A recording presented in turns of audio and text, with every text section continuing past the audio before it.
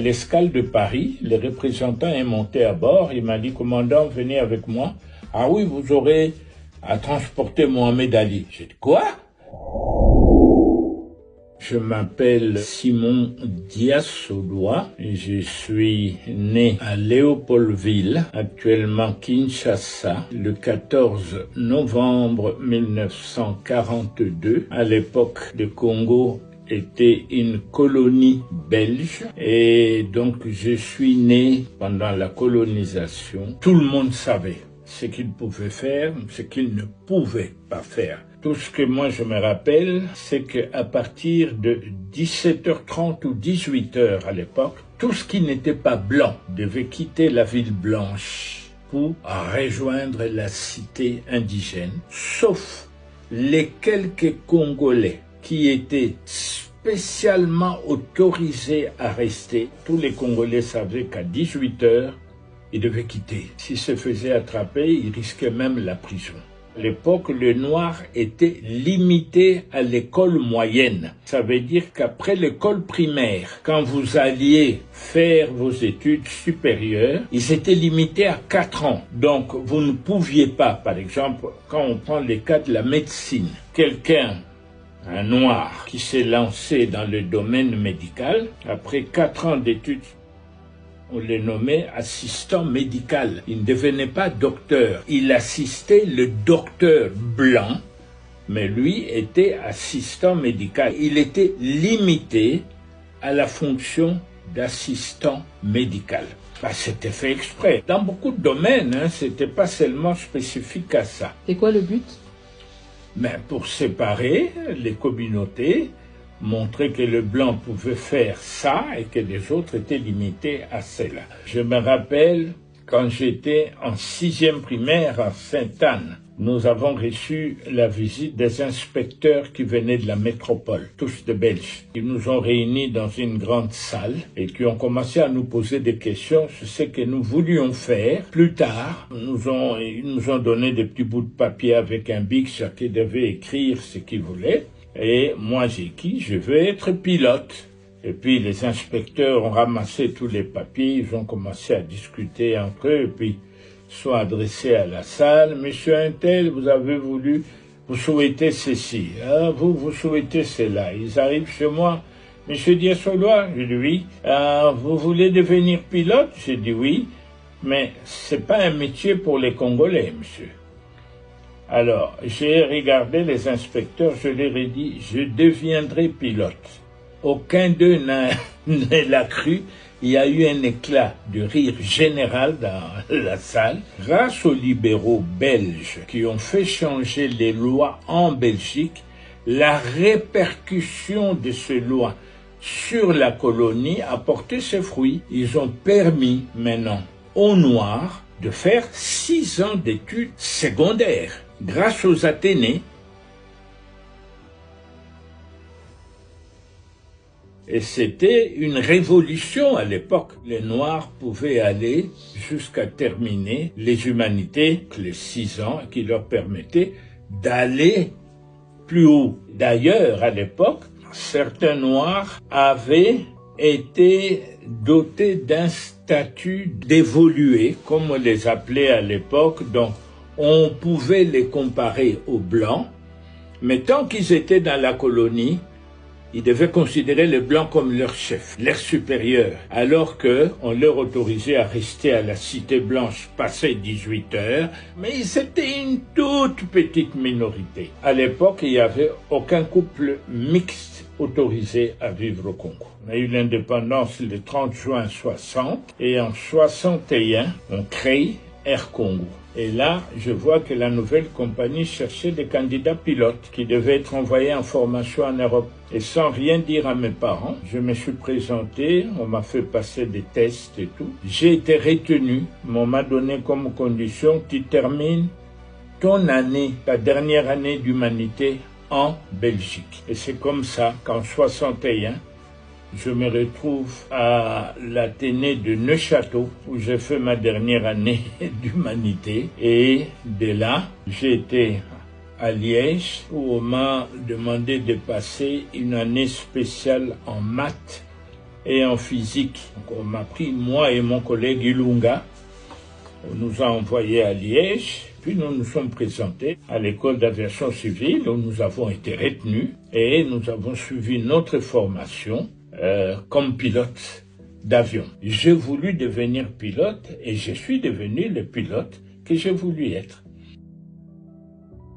Et c'était en 74.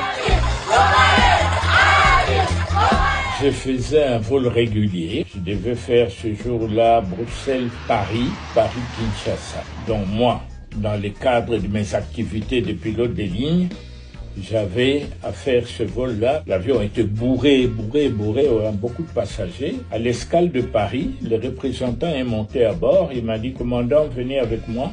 Vous pouvez prendre 2, 3, 4 membres d'équipage, vous me suivez. J'ai dit, mais ah oui, vous aurez à transporter Mohamed Ali. J'ai dit, quoi? Il dit, oui, Mohamed Ali est arrivé à Paris, donc vous allez l'amener à Kinshasa pour son combat avec Foreman. J'ai dit, ok, j'ai choisi 2, 3 gars de mon équipage. On sort de l'avion, il y avait une salle là, je vois plein de monde autour d'un monsieur qui faisait un genre de show là au milieu. Et on m'amène devant Mohamed Ali, on me présente et tout. Alors les gars se retournent vers moi et disent, ah, c'est vous qui allez me piloter Oui, c'est nous. Mais il dit, oh, mais c'est extraordinaire.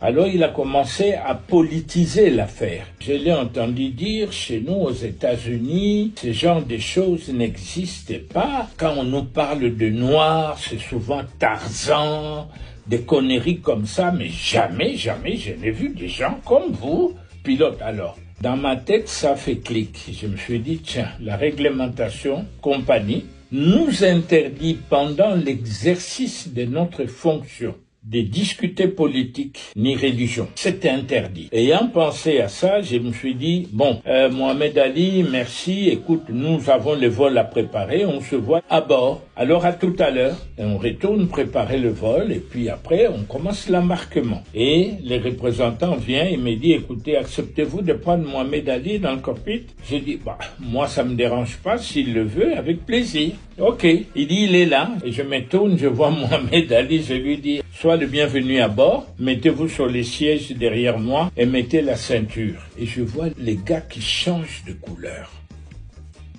Oh. Je me tourne, je dis, mais Ali, y a-t-il un problème? Il me regarde, il me dit, no white man here? Comme ça. Il n'y a pas de blanc ici? J'ai dit, mais Mohamed, mais tout à l'heure, quand nous avons été présentés, as-tu vu un blanc? C'est ce qu'il m'a répondu. Il me dit, ah, pour moi, c'était une blague.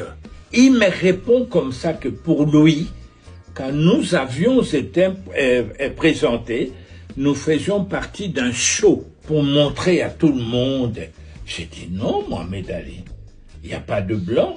This is my co-pilot, this is my flight engineer. Et je vois les gars changer de couleur. Il tremblait, il était incapable de bouger. Alors je lui dis, écoute, soit tu te décides, tu t'assis derrière moi, soit tu retournes en cabine parce que nous n'allons pas pénaliser le vol. Alors on le prend, on l'installe derrière moi, il ne savait même plus fermer sa ceinture. On démarre, on commence à rouler, et pendant qu'on roulait, et avant qu'on arrive en bout de piste, je sens quelqu'un qui me fait ça sur mon épaule. Alors je me dis, oui, il y a un problème, Ali. Alors il me dit, avez-vous l'expérience sur cet avion? Comme ça. J'ai dit, Ali, are you kidding or what? Vous êtes en train de blaguer? Non, il voulait être sûr parce que c'est la première fois de sa vie. Ensuite, il nous voit décoller, monter en croisière. On se dirige vers le sud et puis je le vois aller derrière. Et ensuite, il revient. On était au-dessus de la Méditerranée. Il rentre dans le corps, puis je lui dis, Ali, regarde là-bas, tu vois la côte? Il me dit, oui. J'ai dit, ça, c'est l'Afrique du Nord. Et puis après ça, tu verras le désert. Il n'en revenait pas. Ça faisait 2 heures qu'on était ensemble. Comme il a vu que tout allait bien, il est retourné derrière faire appel à des journalistes. et je vois mon cockpit envahi. Il est en train de parler à la presse en disant, voilà, on nous parle de ceci, des Africains, ils parlent de combien de langues, ils pilotent ces avions. Donc c'était pour lui une découverte. This is strange to the American Negro. We never dreamed of this. And every time we watch television, they show us Tarzan and the natives and the jungles. They never told us that the Africans were more intelligent than we are. They speak English, French and African. We can't even speak English good.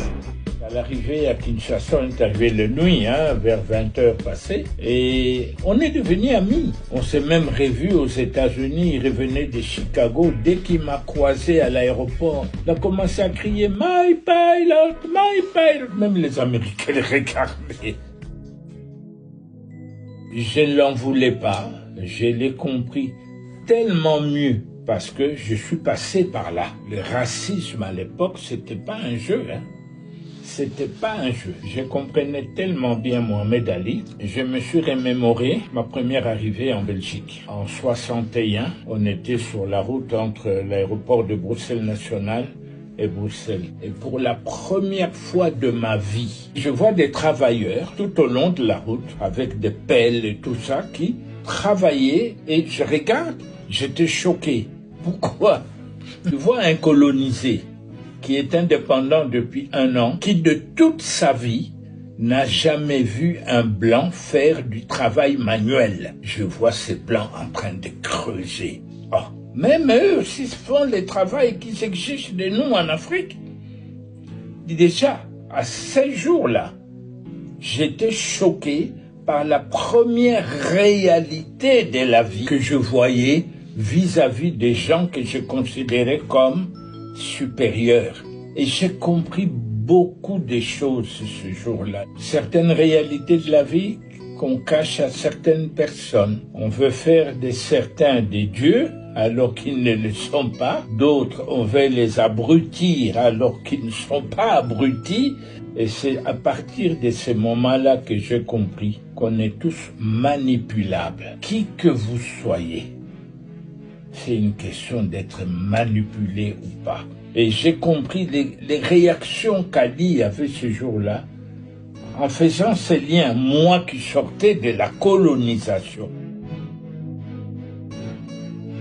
Papa n'a pas fait des grandes études, il savait à peine lire et écrire, mais ce qu'il a inculqué dans ma tête, c'est quelque chose d'exceptionnel. Ce n'est pas le fait d'avoir 5-10 diplômes d'université qui fait de nous des gens exceptionnels. Si tu n'as pas la sagesse, tu ne vaux rien, tu n'es rien. Et j'ai jamais oublié ce conseil qui m'a servi jusqu'à aujourd'hui.